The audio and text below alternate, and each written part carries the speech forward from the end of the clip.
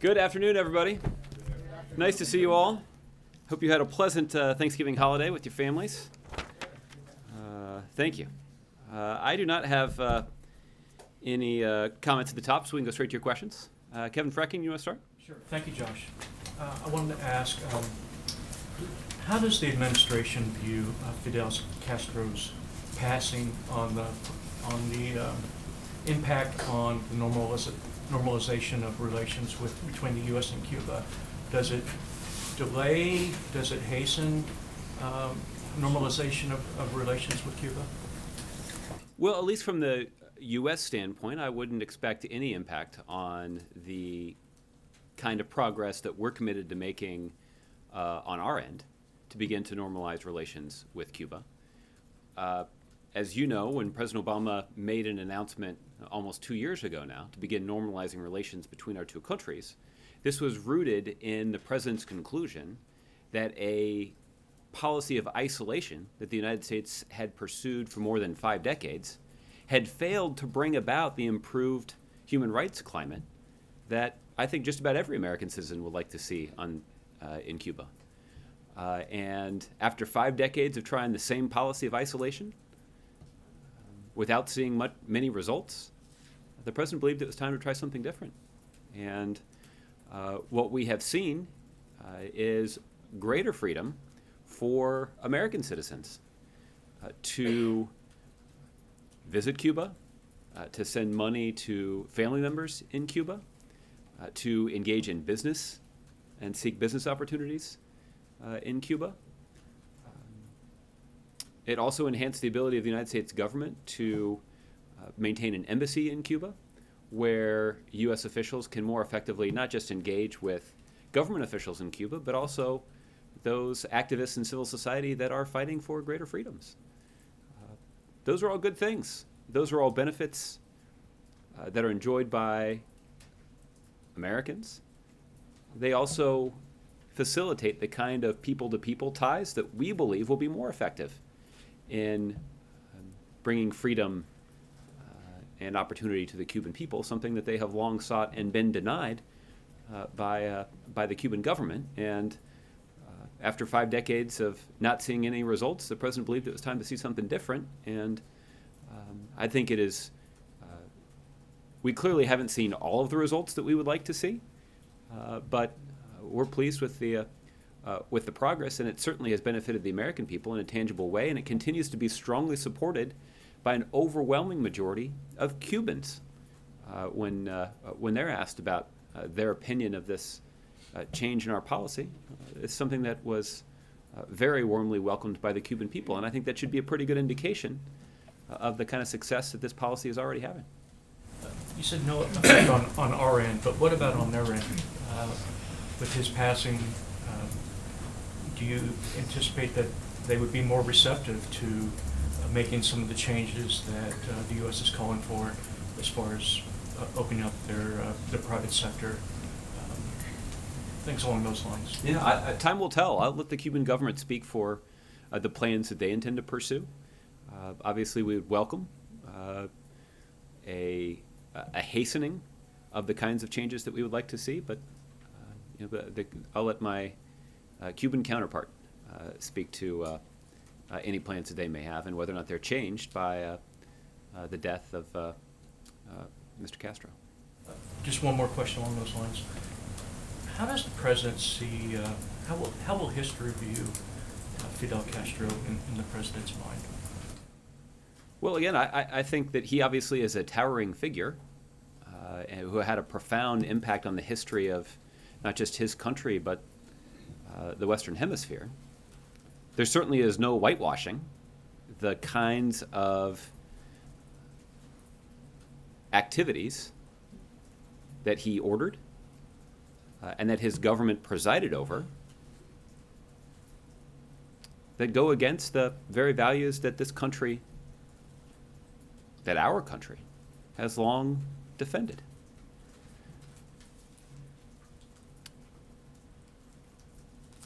I think the question for the president is, in terms of making policy, are we going to be rooted in that past? Or are we going to look to the future Doesn't mean that we should ignore the past, but it does mean that we can't let the past interfere with our ability to make progress. I think some of the changes that we've seen on Cuba already are an indication that progress is possible. That's been the focus of the president's policy direction over the last several years. And there certainly will be ample opportunity for historians to take stock of Fidel Castro's legacy and what it has meant for the people in his country. One last one. Would you comment on President-elect Trump's claims of massive voter fraud taking place in the presidential election? Is there any truth whatsoever to what he's saying? Well, Kevin, I think I would defer to the president-elect's team for commentary on his tweets. I think what I can say is an objective fact is that there's been no evidence produced to substantiate a claim like that. But for a reaction or an explanation, I'd refer you to the president-elect's team. Aisha. Thank you. So a little more on Cuba. Can you tell us anything about what the thoughts are on an official delegation going to Castro's funeral, like where the plans are on that, if there's anything that you can announce? If there is a U.S. delegation that's sent to attend the funeral, we'll obviously announce that publicly in the same way that we have other official delegations, but I don't have any information about that at this point to share. So, going back to you mentioned how you can't whitewash some of Castro's actions. Some lawmakers did criticize the president's statement for not directly mentioning Castro's human rights abuses. Can you kind of talk about in the statement about his death? Can you kind of talk about or respond to that, and also like why was that decision made to not maybe more directly address some of those concerns? Well, again, those critics of the statement are also critics of the policy and have been scrambling to try to justify their loyalty to an obviously failed policy of isolation that didn't bring about any results for the Cuban people or for the American people. I think the president's statement quite clearly speaks for itself. And it makes clear the president's desire to look toward the future. That's the responsibility that he has as the president of the United States and as the leader of this country, is to look out for the interests of the American people moving forward. It was the campaign slogan of his reelection. And that's what he's been focused on. And to issue some sort of blistering statement and engage in the kind of mutual recriminations that are tied to the past, it doesn't advance freedom or democracy on the island nation of Cuba. It doesn't expand economic opportunity or cultural opportunities for the American people. It doesn't advance further the success that we've had in removing the Cuba issue as an impediment in our relationship with countries throughout the Western Hemisphere. The president made the observation when he was in Latin America last week about the strength and health of the relationship between the United States and countries throughout the Western Hemisphere, and Latin America in particular. They're as strong as they've ever been. Some of that is because of the commitment that this administration has made to reach out to and engage countries in the Western Hemisphere to advance those relationships. But some of it is also attributable to the fact that for decades, the U.S. policy of isolating Cuba wasn't just an irritant in the relationship between the United States and Cuba. It actually was an irritant in the relationship between the United States and other countries in the Western Hemisphere that had a relationship with Cuba. And the consequence of that was that there wasn't as much of a discussion about the human rights conditions in Cuba There's an extensive discussion, though, about the wisdom of the U.S. policy of isolation toward Cuba. Now that that has been removed, there's been much more scrutiny of the way the Cuban government treats the Cuban people. And it has allowed the United States to marshal international opinion and shine a brighter light on those policies in a way that has increased pressure on the Cuban government. And I think this was on full, vivid display during the president's trip to Cuba earlier this spring, where the Cuban leader faced a direct probing question about the treatment of citizens in Cuba. So I think this is all part of a strategy that is strongly supported by the Cuban people, has already yielded important benefits for the Cuban people. It's also yielded important benefits for the American people.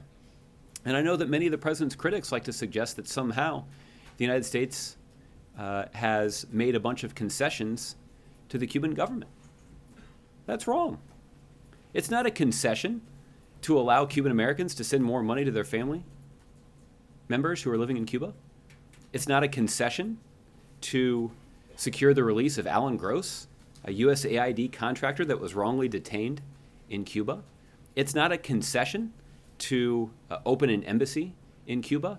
It's not a concession to start daily flights between the United States and Cuba that makes it easier for Americans to visit Cuba. It's not a concession to allow American cruise operators to stop in Cuba. It's not a concession to allow American hotel operators to sign licensing agreements with resorts in Cuba. It's not a concession to give American agricultural interests the opportunity to do more business in Cuba. All of those are things that have important benefits for the American people and are strongly supported by the Cuban people. So again, I think it is very difficult for critics of this policy to make any sort of coherent, evidence-based argument that somehow the United States has been disadvantaged by this policy. Based on all of the things that I've laid out, those are all benefits for the American people that we've all enjoyed. And continued pursuit of this policy moving forward only stands to enhance the benefits for the Cuban people and for the American people. Thank you.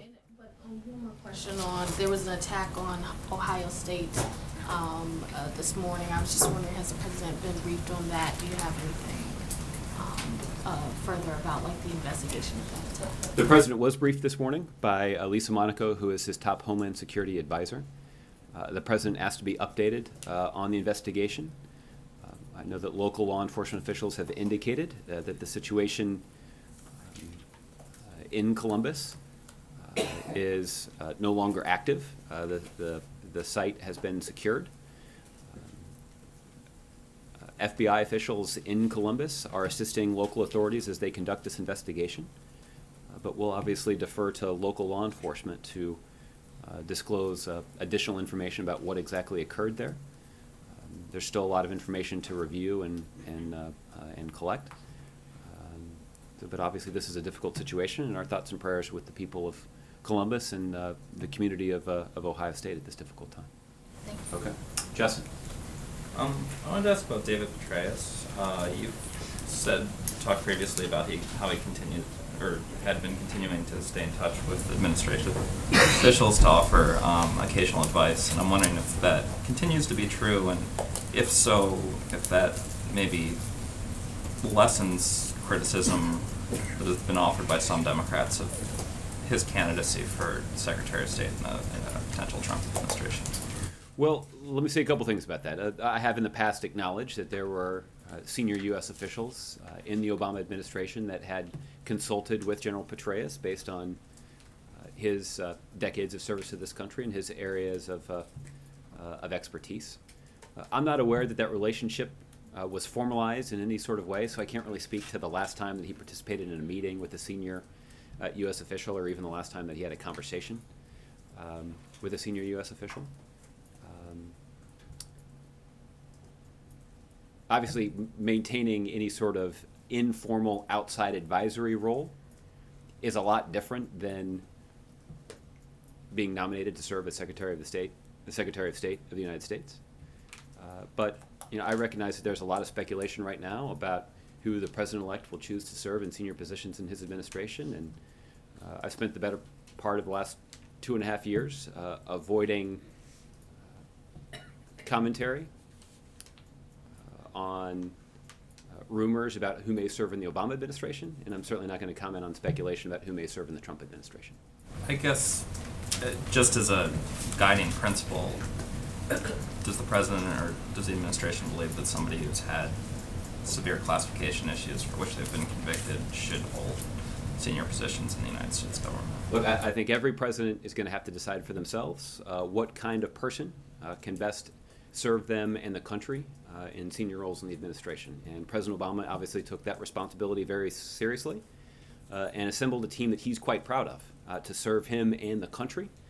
And the president has spoken at some length about how proud he is that there hasn't been a major personal scandal in his administration, that the kind of people that he has chosen to serve in high-profile, influential positions in his administration have done so with a focus on the country's best interest.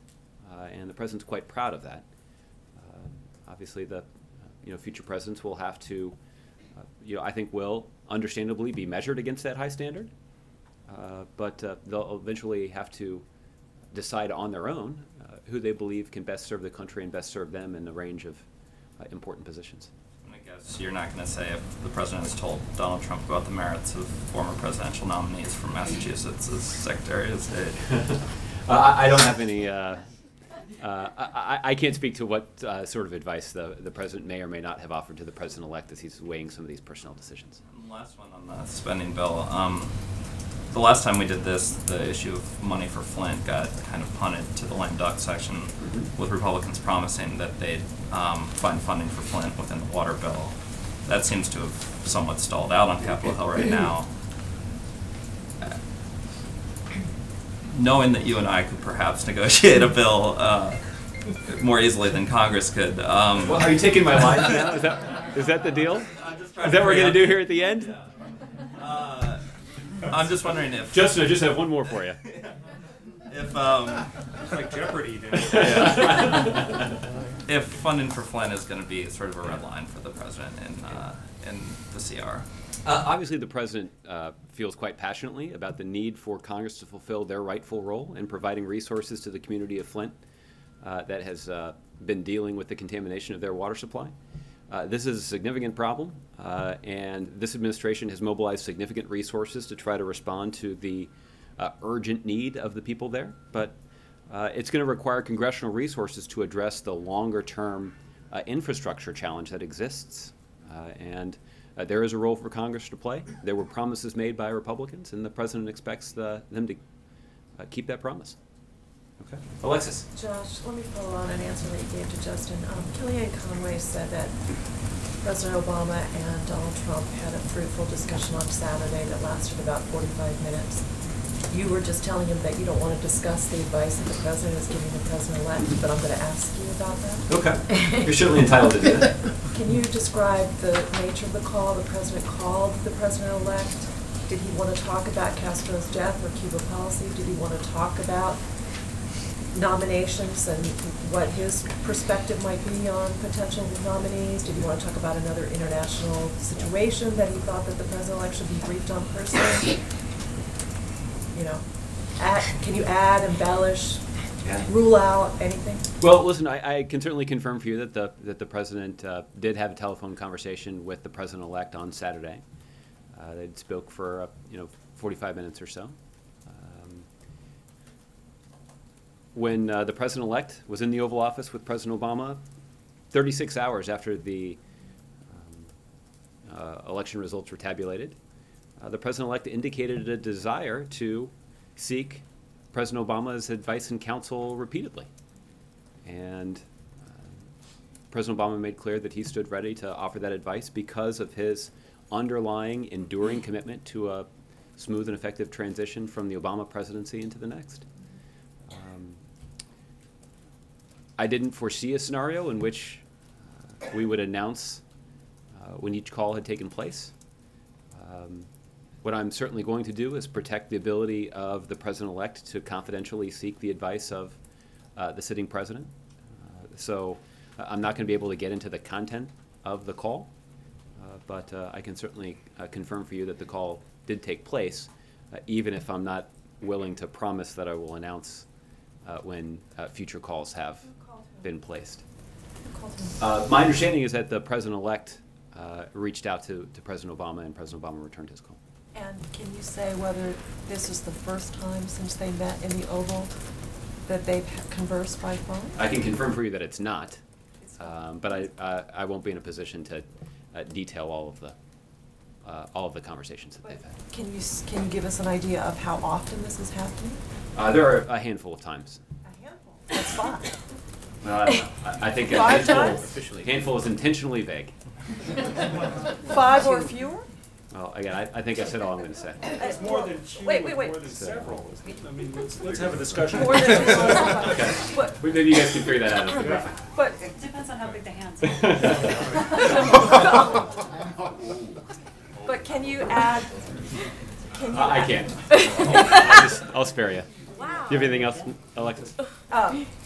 There is no way to add to what we were talking about with Cuba, whether Cuba was discussed between the two? I just am not going to get into the content of their conversation. Okay. Okay. Chip? Thanks, Josh. No content, but how about tone? Were you in the room? I was not. You were not. I was not. Do you know anything about what the tone was? I mean, are they like best pals when they're on the phone together, or is it tense? Can you say anything about the tone and the mood of these conversations aside from the content? Well, again, I think that I'm going to protect the ability of the president-elect to consult confidentially with the president of the United States. But I think that's, to the extent that I am willing to characterize it, I think that's how I would do so, as a consultation. The president-elect indicated publicly that he intended to seek out the advice and counsel of the sitting president of the United States, and that's something that he's done a couple of times now. And Mr. Trump threatened to terminate the deal with Cuba today if Cuba is unwilling to make a better deal for the Cuban people, the Cuban American people, and the U.S. as a whole. You've talked about it before, but now, how worried is the president that he will terminate this deal? Well, again, I'll let the president-elect and his team speak to whatever plans they may have in store once he takes office on January 20th. Certainly, I've spent a decent amount of time in this briefing already making a strong case about the way that the American people and the Cuban people have benefited from the decision that President Obama made with the Cuban government to begin normalizing relations between our two countries. So that normalization policy has brought about significant changes, including agreements to allow U.S. cruise ships to dock in Cuba. It won't be easy to rescind that permission. There are already licensing agreements that have been signed by at least one U.S. Hotel company to begin operating facilities in Cuba. That would be a difficult thing to unwind. Right, but is Mr. Obama fretting over the possibility that it could all be reversed? No. Again, in part because there are up to 110 daily flights that are scheduled to occur between, scheduled to take off from the United States and land in Cuba on a daily basis in coming months. In fact, today, coincidentally enough, the very first flight in several decades took off from the United States, commercial flight, and landed in Havana. I don't know how many people had purchased tickets for this flight, but this is now there will now be daily flights between the United States and Havana. Or not. Well, unwinding that chip is not as easy as just a stroke of a pen, because there are significant consequences for doing that. There will be an economic impact in the United States and in Cuba for unraveling that policy. Again, those who are the harshest critics, particularly those in Congress who are the harshest critics of the president's policy, say that part of their concern is for the plight of the Cuban people. Well, first of all, the Cuban people overwhelmingly support this policy. According to some polls that I've seen, more than 90% of the Cuban people support this policy. The second is that when Americans travel to Cuba, in some cases they're staying in properties that are advertised on Airbnb. Some 50,000 Americans in just the last 18 or 19 months have availed themselves of this opportunity. they're spending about $250 on average per stay, and that's money that benefits the Cuban people. To say nothing of the cab drivers and the restaurateurs who benefit from this increased travel as well. So again, to cancel all of that would deal a significant economic blow to those Cuban citizens. So I think it's very hard for critics of this policy to reconcile their opposition to this policy and their claimed desire to advance the interests of the Cuban people. Because the truth is, this policy does advance the interests of the Cuban people. So to take it away does not achieve the goal that they claim to have in mind. Okay, Ron. What about dissidents in the opposition in Cuba? Have they benefited at all from this policy change? Well, they certainly, I can tell you one way that they benefited. Some of them got a meeting with the President of the United States when he traveled to Cuba in March. Right, but has the Cuban government done anything positive, tangible in the name of human rights that you can tell us about? Well, again, if the critics of this policy want to say that their desire is to lift up the cause of the Cuban people, I don't know what better way you can do that than to invite them to the United States Embassy and have an in-person meeting with the President of the United States to talk about their efforts to fight for freedom and liberty in the island nation of Cuba. That certainly is a pretty profound statement and lifts up in an important way the cause of justice that they seek. So listen, I'll refer you to the Cuban government to discuss what kinds of steps they have taken to better protect and acknowledge the human rights of those who may have political disagreements with the government.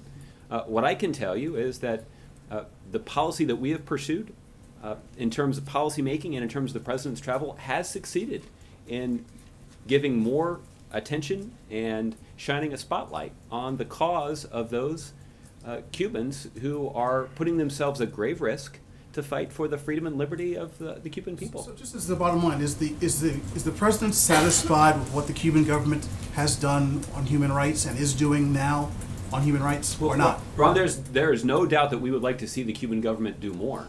But this policy has not even been in place for 2 years.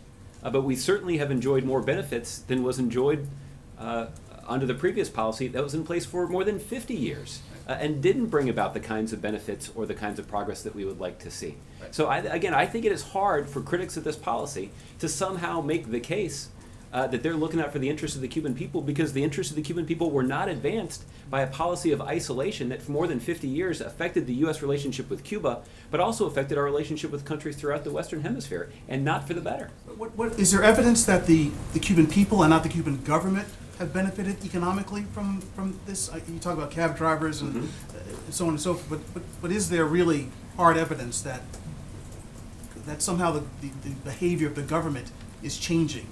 Not just in terms of its treatment of dissidents, but in terms of how the economy functions. The critics of this policy say that there is no evidence.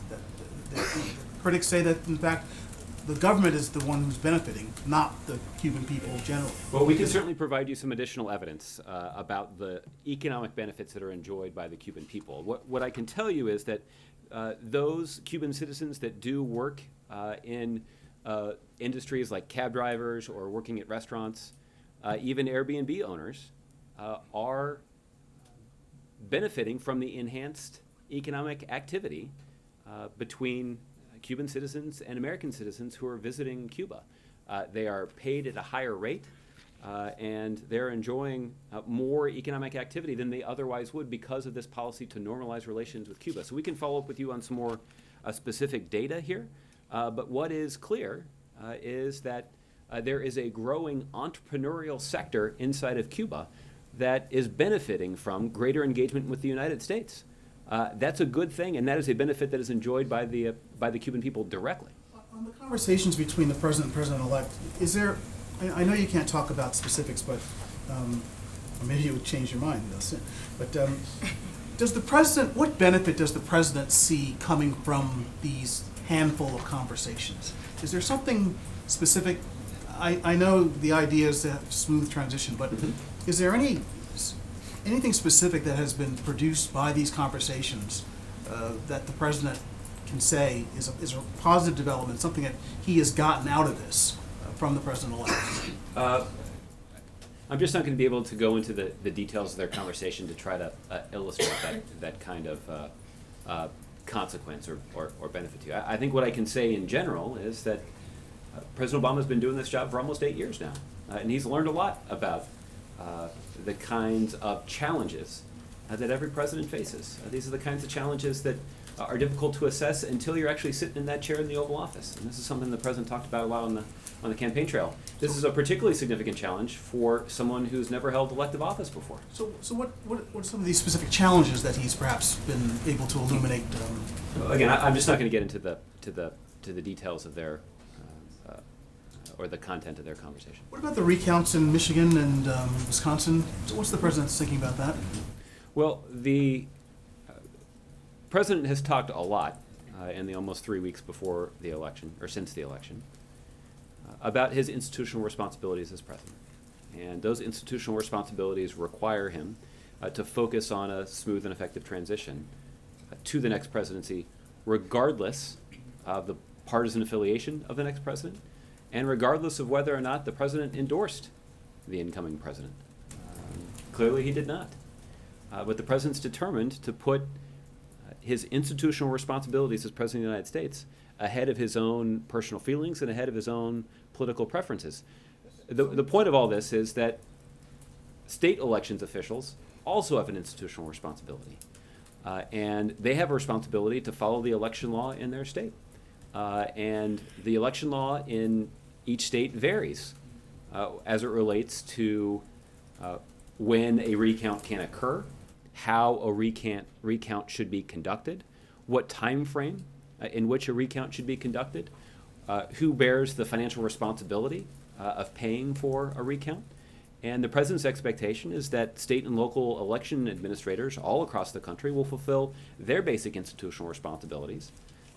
And so far, at least in Wisconsin, we're seeing that elections officials are doing that. Is the White House or the Justice Department in any way involved in these recounts? The White House certainly isn't. I'm not aware of any Justice Department involvement, but you should check with them to confirm that. And I think you were asked earlier about the allegations by the president-elect about voter fraud. Is the Justice Department looking into that at all? You should have to check with them about that, but as I stated before, it's just an objective fact that there's been no evidence marshaled to substantiate that kind of claim. On the bottom line, on the recount thing, what I hear you saying is that the law needs to be followed. So the president doesn't have a view as to whether this is a positive development or a negative development, that the Green Party and the Clinton campaign in some way would be involved in pursuing this. The president's expectation is that everybody will fulfill their institutional responsibilities, and certainly elections administrators at the state and local level in states like Wisconsin and Michigan have a very clear set of rules and responsibilities that they should follow, and the president's expectation that that's what they should do. Okay, Kevin. Thanks, Josh. I want to ask you about something Senator Rubio said about the passing of Fidel Castro. He said he was a ruthless dictator who executed thousands of opponents and imprisoned tens of thousands. Does the president, and more broadly, does the White House believe that Fidel Castro was indeed a murderer? Well, Kevin, there certainly is no denying the kind of violence that occurred in Cuba under the watch of the Castro regime. There has been no effort to whitewash the history, either the history between the United States and Cuba or the history of what transpired in Cuba while Mr. Castro was leading the country. What's the harm in saying that? Well, the statement. I think I just did. No, I'm sorry. I meant in the statement in particular. Yeah. It seemed that the president, he wasn't benign necessarily. I thought he was very careful.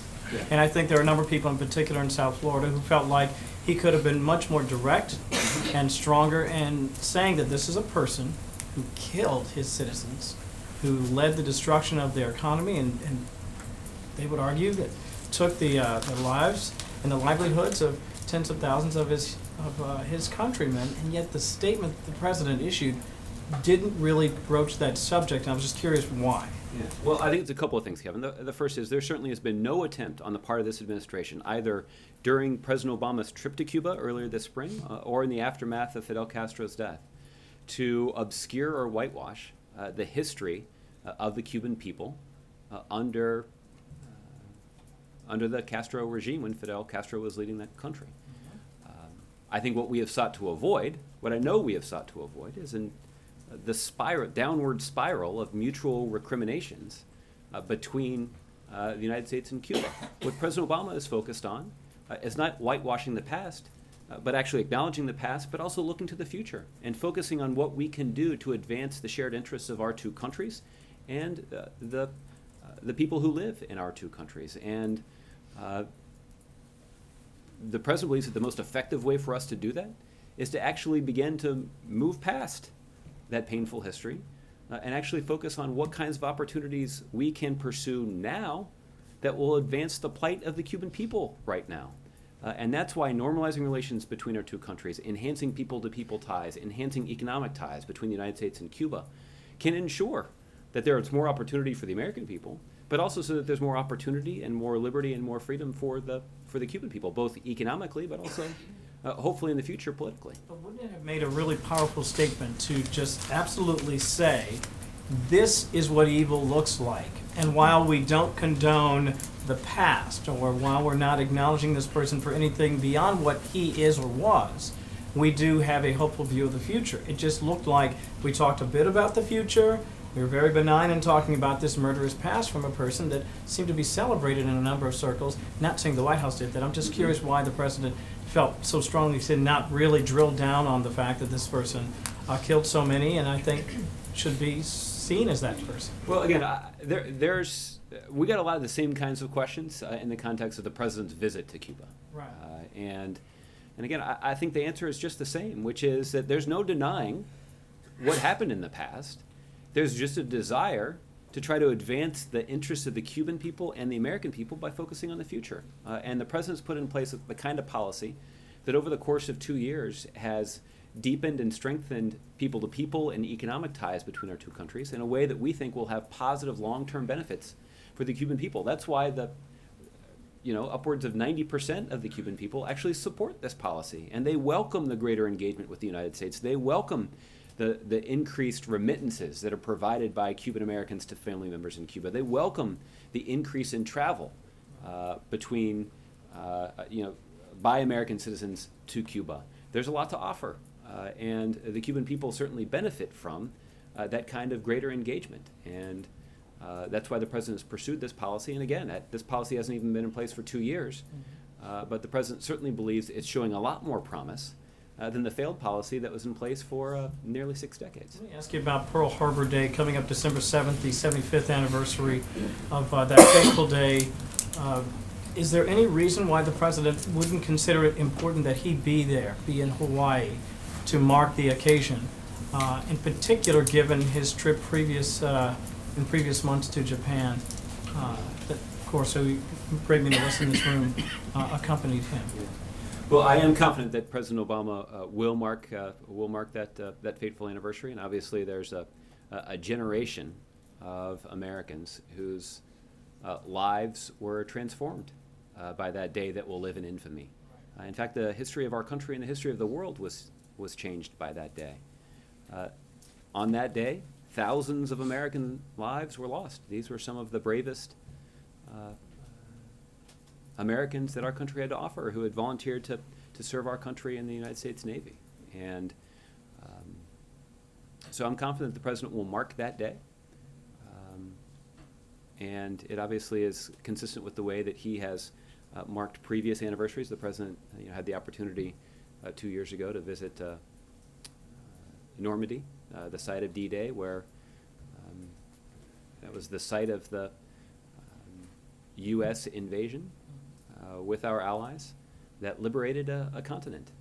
And also is a place that has been the site of remarkable sacrifice by the greatest generation of Americans, and the president's paid tribute on 2 different occasions over the course of his presidency to those Americans. The president has visited the site of the USS Arizona Memorial in the past on a previous visit to Hawaii, but I'm confident the president will mark the day this year. Lastly, I want to ask you about presidential pardons. What's the time frame? What's the timetable like on something like that? Is that something that happens January 19th? Is that something that will happen on his way out the door on the 20th? How does that work out? Well, Kevin, the president had an opportunity to talk about this a little bit back in August when your colleague Gregory asked him about this at the Pentagon. And the president indicated that there is a process in place to evaluate clemency petitions that have been put forward. And the president has granted clemency to hundreds of Americans who have sought a commutation of their sentence. And this is part of what the president believes is an effort to chip away at some of the injustice that exists in our criminal justice system. It's not a substitute for more wide-ranging criminal justice reform that unfortunately does not look like it's going to happen before the end of the year. But when it comes to pardons, they'll be carefully considered in the context of the same kind of process, and they'll be announced when the president's made a decision. I don't have a time frame to provide at this point. Okay. Anita. I just wanted to follow up on a question you got about Cuba. You said it's not so easy to change the Cuba policy. This is referring to President-elect's tweet this morning that he might terminate the deal. Besides the economic impact that you're saying is already happening, why is it not so easy? I mean, a lot of reporting has been done in the last couple days, actually, that it is pretty easy to do that. So is it just the economic impact, or is there something else you're referring to? Well, again, let's just take the example of flights. There will soon be 110 daily scheduled commercial flights between the United States and Cuba. Clearly, a variety of U.S. airlines have invested significant money in infrastructure, both in Cuba and the United States, to facilitate those flights. Many Americans have signed up for tickets to board those aircraft before they depart. There are large companies in the United States, cruise operators and hotel operators, that have invested significant sums of money in investing in infrastructure and doing other work to do business down in Cuba. So unrolling all of that is much more complicated than just the stroke of a pen. What's also true is the American people clearly like the opportunity that they have now to more easily travel to Cuba. They like the opportunity that they have now to bring Cuban cigars and Cuban rum home with them for their personal enjoyment. And based on the strong support that exists on the island nation of Cuba for this policy, it's hard to explain why you would roll it back if you say that your interest is advancing the interests of the Cuban people. Clearly, the Cuban people don't agree that rolling it back advances their interest.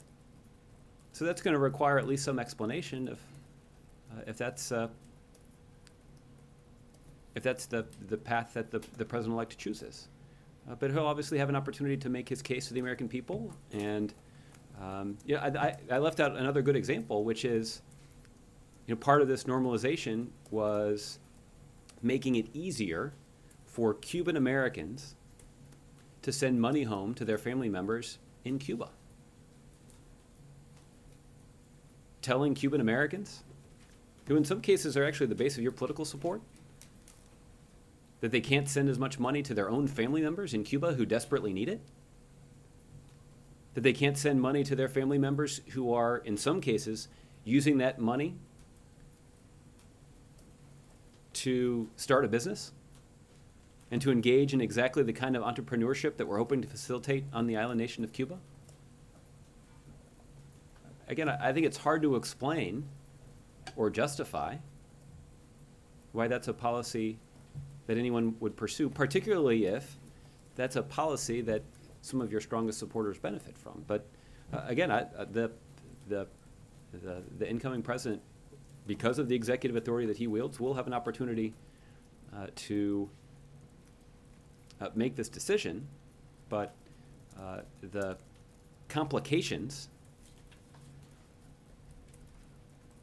are large. And the fact is this policy is one that it's not just been implemented by the U.S. government. It's actually a policy that's been implemented by the American people and by U.S. businesses that have sought to take advantage of some of these opportunities and develop commercial relationships. There are significant agricultural interests in the United States that long for the opportunity to expand their commercial operations in Cuba. So explaining to them that they're going to have to roll back those plans, even if they've committed significant sums of money to invest in those plans, again, I think is one that may be hard to explain. Okay. Michelle. It sounds like you have a lot of doubts that much will change then. Even though, I mean, what you hear from analysts is that they expect at the very least a change in trajectory, is how some are saying it, coming from the new administration and the new Congress. But you seem to... You're just talking about specifically on the Cuba policy, or you're talking about more generally? On Cuba policy. Okay. So, but you seem to cast doubt on there being much change there. Well, again, I think for all of the reasons that I have laid out, the prospects of scrapping the deal are rather remote. If for no other reason, then it would be extraordinarily complicated and costly to do so. It also is difficult to explain if you claim that you have the best interests of the Cuban people in mind, but an overwhelming majority of Cuban citizens actually supports the policy. So again, all of that is very difficult to reconcile. And I think this goes to actually something that the president talked about quite a bit on his recent overseas trip, which is that there is a difference between making pronouncements as a candidate for office and actually doing the difficult work of governing. As the president described it, sometimes, all too often, reality intrudes. I think this in some ways is as good an example as any. Even though, I mean, one of the names we just saw as part of the State Department's landing team is somebody who was pretty hardline anti-Castro and against normalization. So if those are the initial people who are going there to make that transition, you still feel pretty confident that there's not going to be much change or a change in trajectory as some analysts are seeing it. Well, again, I don't think I'm going to be in a position of predicting the future. I think what I'm merely highlighting and trying to underscore here in as much detail as possible is that it's just not as simple as one tweet might make it seem. And that's just, again, that's just an objective fact when you consider how the American people and U.S. businesses have implemented this deal in a way that has provided significant benefits to the American people and provided significant benefits to the Cuban people. And again, the U.S. relationship with countries throughout the Western Hemisphere, particularly in Latin America, is as strong as it's been in generations. And all of that would be undone by the reinstitution of a policy that had failed after having been in place for more than 5 decades. So there are significant diplomatic, economic, cultural costs that will have to be accounted for if this policy is rolled back. But this is among the many significant challenges that the incoming administration will have to carefully consider. And speaking of that, why would you be vague on the number of conversations they've had? Why would that be something you wouldn't want to share? Again, because I'm just going to protect the ability of the president and the president-elect to engage in confidential consultations, and so I think that's simply it. The president-elect indicated his intent to seek the advice and counsel of the President of the United States, and that's something that he's done on a number of occasions. Is that something that President Obama did with outgoing President Bush? Did President Obama call him a number of times to have discussions? No, I'm not aware that occurred. I can't detail all of the conversations that occurred between President-elect Obama and then President George W. Bush, but I'm not aware of the kinds of telephone consultations that have occurred in the context of this transition. Well, okay, so this is President Obama helping out somebody that he said was unfit for office not that long ago and said all kinds of things about on the campaign trail. So given that they've had these conversations, does the president have more confidence in the ability of Donald Trump to run the country? I'm not aware that the president has changed his assessment, but I can tell you that the president is committed to living up to the responsibility that he has as the president of the United States to put the interests of the country ahead of his own political preferences. And the president didn't support President-elect Trump in the race. In fact, he endorsed his opponent and campaigned aggressively for his opponent. But the votes were cast and they were counted, And within 36 hours, President-elect Trump was sitting in the Oval Office next to President Obama in a meeting that lasted 90 minutes that ended with a public statement by the President-elect indicating that he hoped to have many future conversations with President Obama. And that is a very good illustration of President Obama's deep commitment, despite their strong political differences, to facilitating the kind of smooth and effective transition that will give the incoming president the best opportunity to succeed in uniting the country and in moving our country forward. So, a few weeks ago, before all of these lengthy phone conversations took place, you and the administration stood by the things that President Obama had said on the campaign trail. Now, after those conversations, do you still stand by those? Yeah, I'm not aware that the president's assessment has changed, but the election is over, and the president is focused on his institutional responsibilities as President of the United States to preside over a smooth and effective transition to the next administration, even though the next president is not one that he has supported politically. Okay, and even though you say the election is over, there are many people who feel that the election is not over. And the recount efforts have also been called far-fetched and frivolous. During the campaign, the president many, many times expressed his confidence in the integrity of the electoral system, his doubts that there could be hacking or widespread illegality of voting or anything like that. So that doesn't sound like the stance that would support a recount. Given those things that he said about integrity and how the system is run, does he feel like these efforts might be too much or over the top? Listen, the president does have confidence in the way that the elections system in this country is run. And part of what is required of any election system is providing for a recount when the law stipulates that one can be requested. And the president's expectation is that, consistent with the smooth functioning of our election system on Election Day, is ensuring that the recount system functions smoothly according to the law when justified by a narrow victory by one side or the other. And the president's expectation is that everybody will follow the rules and regulations and that this recount will occur on a time frame envisioned by the law. Before the election, the president criticized Donald Trump's, what was interpreted as foreshadowing that the election would be contested or there would be calls for recounts. And now that is happening on the part of Democrats. Does that seem like, the tables have just turned and it's kind of the same principle? Well, again, I think it's, I'm not sure it's the same principle because I think there's a difference between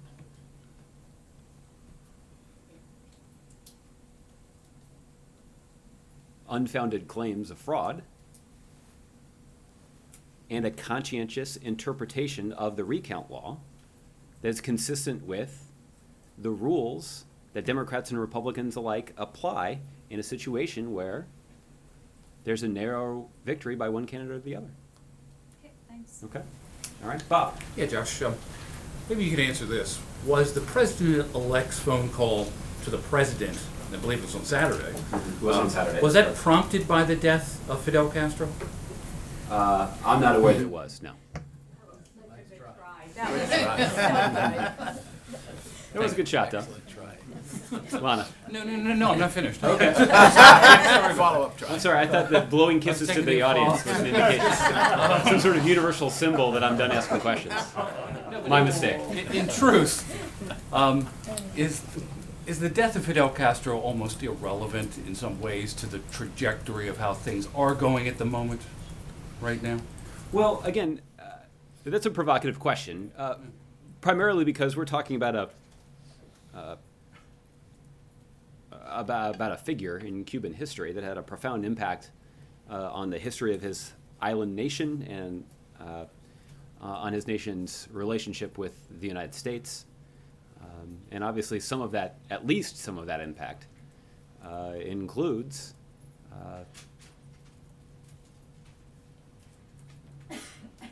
a treatment of citizens that's inconsistent with the kinds of rights and norms and values that we go to great lengths to protect in this country. But what I can say, in the observation that I made earlier, is I'm not aware that the United States is going to do anything differently in pursuit of our normalization policy today that we weren't doing the day before Fidel Castro's death. I can't speak to what sort of impact this may have on the way that the Cuban government will pursue this policy. Obviously, it was a joint agreement between the United States government and the Cuban government to pursue this normalization policy. So you'd have to talk to them about whether or not they would make any changes based on their trajectory after the death of Fidel Castro. Okay. Lana. The Hill is reporting that President Obama encouraged Hillary Clinton to concede the election. Can you confirm if the president called her prior to her call to Mr. Trump? I saw that report. I can tell you that President Obama did have a conversation with Secretary Clinton on election night. I'm not going to get into the content of their conversation either. I think the one observation that I would make is that Secretary Clinton, after having spent more than a year waging a tireless campaign across the country for the presidency, is going to make her own decision about whether or not she's prepared to concede the election. I suspect, though I haven't spoken to anyone on her staff, that she would take some umbrage at the suggestion that anybody is going to dictate to her how she should handle that situation. And I think the way that she did handle it, particularly in the statement that she delivered the morning after the election, that was characterized by so much grace and poise and statesmanship. That was obviously a very difficult time for her, given the surprising outcome. Is a testament to her character and her leadership.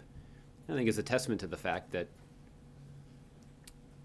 she handled this situation based on what she believed was right and based on what she believed was in the best interest of the country. I think there's ample public evidence to indicate that that's how, that's what she was motivated by. I think that, frankly, is what has drawn her so many compliments, even by people who didn't support her politically. So just to be crystal clear, you dispute the characterization of the Hill article, but not the facts. I think what I will say is I don't have anything to add to characterize the content of the telephone conversation. I can tell you that the president did call Secretary Clinton on election night, but I can't shed any light on the content of their conversation. I can just tell you that when I was reading the story, my reaction was that in a situation like that, nobody's going to tell Secretary Clinton what to do. She's going to decide what to do, and what she decided to do is to put the interests of the country first, even at a very, very difficult time for her personally. Is Ambassador Carolyn Kennedy being considered to represent the United States at Fidel Castro's funeral? And if so, what message would that send about America's past and future relationship with Cuba? I don't have any news to make on the U.S. delegation to Mr. Castro's funeral. I can't even confirm that there will be one at this point. But if there is one, we'll certainly announce who will lead it and who will participate in it, and we can talk about it then. When do you expect to make a decision or have something to announce? Well, my understanding is that the funeral's tomorrow, so we have to. I know, that's why I'm wondering about your timeline, Josh. So soon? Who's going? And then finally, you said to Michelle that twice you're not aware that the president has changed his assessment regarding Mr. Trump. But we've also heard from Mr. Trump that with the interactions that he's had with President Obama, that he's come to change his opinion. He thinks more fondly of him. He likes him more than he thought he would. So you're saying that that's not reciprocated by the president? Well, again, I think mostly what I was referring to is the rhetoric and argument that the president was making in advance of the election in support of Secretary Clinton and raising concerns about Mr. Trump's campaign. And the observation that I have made is that the president's mind hasn't changed, but his responsibilities have. because an election has occurred, and the American people have decided that President-elect Trump should succeed President Obama. And the president's institutional responsibilities to ensure a smooth and effective transition supersede any specific political preference that he has, even on something as significant as the presidency of the United States. For his personal feelings in terms of, or his assessment of the personal relationship that he has with President-elect Trump, to be honest with you, I haven't really talked to him about that. But maybe one of you will have an opportunity to ask him about that at some point in the future here. Okay? All right. Francesca. Is it safe to say that the president won't be attending Castro's funeral, given the timing and everything we've said today? That is correct. The president will not be traveling to attend the funeral of Fidel Castro. Okay, thank you. Will the vice president possibly be attending? Is that, but realistically, will the vice president possibly be attending, and would the Secretary of State possibly attend at this point? So just to avoid all of the... All of them. We can go through every name. So I can confirm for you that neither the president nor vice president will attend. I don't want to lead you to conclude that the Secretary of State is considering attending. What I want to lead you to conclude is that we'll have an announcement as soon as we can get one out about a delegation, if there is one. We'll keep you posted. Sorry to clarify the last part where you were saying you don't want to lead me to conclude that the Secretary of State would be attending. You're also saying then that the Secretary of State, John Kerry, is not planning to attend as well. Stay tuned for the release. Okay? All right. Gardner. Aleppo looks like it will fall fairly soon and fall to the government of Bashar al-Assad. Do you have any further reaction to this impending disaster, which looks like it will happen in the coming several days? The Obama administration, including the president himself, continues to be profoundly disturbed at the violence that is being used against innocent Syrians in Aleppo. This is violence that is organized and executed by the Assad government with the willing support of the Russians and the Iranians. And the situation is just heartbreaking. I saw a report earlier today that the latest estimates is that there are hundreds of thousands of children in besieged locations in Syria. That's difficult to comprehend. And it's tragic. And there's no positive spin to put on a situation like that. What I can tell you is that the United States continues to work diplomatically to try to bring the violence to an end and to try to provide for routine and continuous humanitarian aid deliveries. But a solution that looks like that has remained frustratingly out of reach. Doesn't mean the United States has stopped trying. If anything, we have seen Secretary of State John Kerry redouble his efforts to try to bring about that kind of solution. Because we know that it's just impossible to impose a military solution on a situation like this. And unfortunately, a diplomatic solution has been very difficult to find as well. Okay? Richard. Thank you, Josh. You insisted on the fact that it'd be complicated and costly to scrap the Cuban deal. Would you say it's exactly the same, even worse, to scrap the NAFTA agreement? Is it like it's not comparable? But one is just recent, there was a presidential decree, and the other one is a treaty. I would say it's just as complicated to get rid of that. Well, again, I think a trade agreement is a little bit different than the broader diplomatic normalizing of relations between our two countries. So rather than try to compare them, why don't we just talk about the NAFTA agreement? I mean, what is true is that President Obama actually did engage in an effort to try to strengthen and improve the NAFTA agreement by negotiating a Trans-Pacific Partnership Agreement that included Canada and Mexico and included enforceable higher labor and environmental standards. This is the chief complaint about NAFTA, is that the higher labor standards that were contemplated in the NAFTA agreement were not central to the agreement and were not enforceable. So what President Obama said is basically that he was going to make good on his promise to renegotiate NAFTA. That's what we did. And he put in place an agreement that would better serve American workers, American businesses, and the American economy. Unfortunately, Republicans in Congress and Democrats in Congress have not acted to ratify that agreement, even though most of the rest of the world has.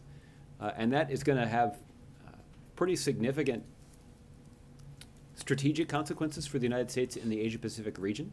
It's going to put us at a disadvantage in that region of the world, both strategically and economically. But it also exists as a missed opportunity for improvements to be built into the NAFTA agreement. Now, the prospect of trying to withdraw from the NAFTA agreement will also be extraordinarily complicated. There are decades of economic and commercial ties among Mexican, American, and Canadian companies. And unraveling all of that will have profound economic consequences for the United States, both in terms of jobs that are created, but also in terms of the affordability of products that are available for sale to American consumers. So this will be